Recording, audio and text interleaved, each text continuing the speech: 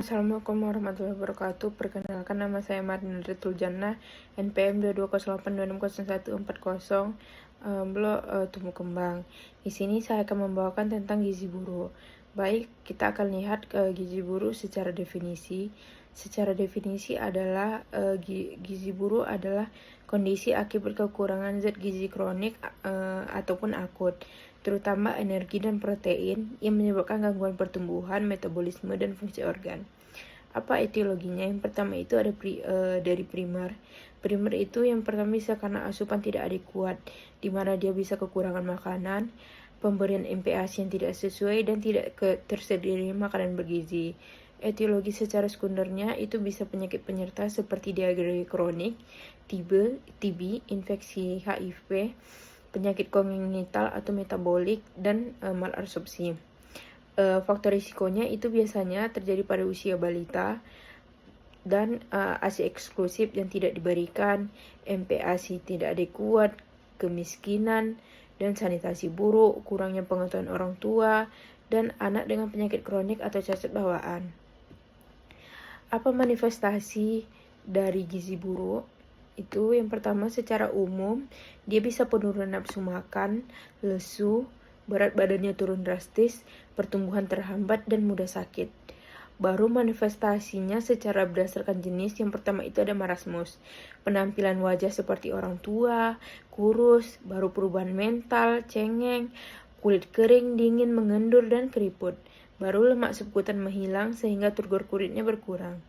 Selanjutnya ada kwashiorkor, di mana gejala dari kwashiorkor itu yang pertama bisa bisa anemia, perubahan warna dan tekstur rambut, mudah dicabut dan rontok, gangguan sistem gastrointestinal, hepatomegali, perubahan kulit, dan edem simetris pada kedua punggung kaki dapat sampai seluruh tubuh.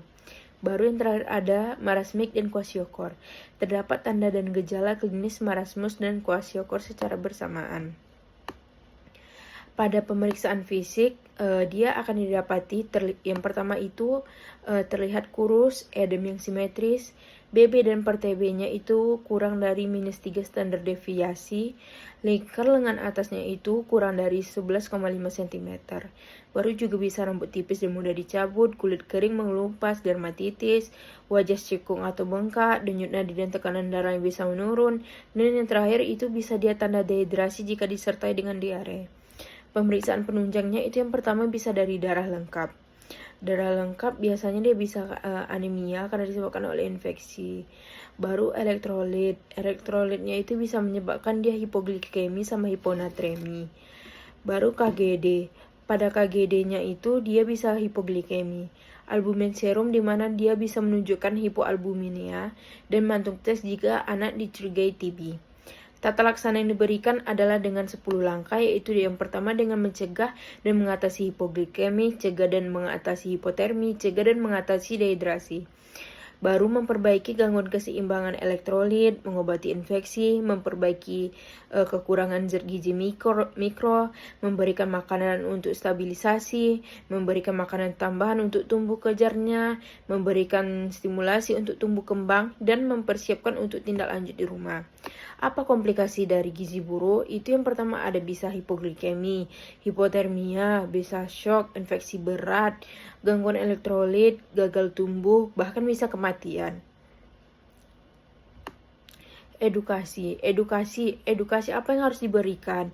Itu yang pertama dengan mengedukasi dari ke orang tua betapa pentingnya ASI eksklusif 6 bulan pertama, MPASI yang adekuat, imunisasi yang lengkap, baru pantau pertumbuhan anak, memantau status gizi secara rutin dan berkala, baru menjaga kebersihan diri dan lingkungan. Baik, di sini saya menggunakan referensi dari Kapita Selekta Kedokteran edisi 4 jilid 2. Di sini juga saya menggunakan referensi dari UNICEF WHO Level and Threats in Children Malnutrition. Selanjutnya menggunakan Management of Severe Acute Malnutrition in Children, dan WHO dari Guideline Update on the Management of Severe Acute Malnutrition in Infant and Children. Sekian presentasi saya. Apabila ada yang kurang, saya mohon maaf.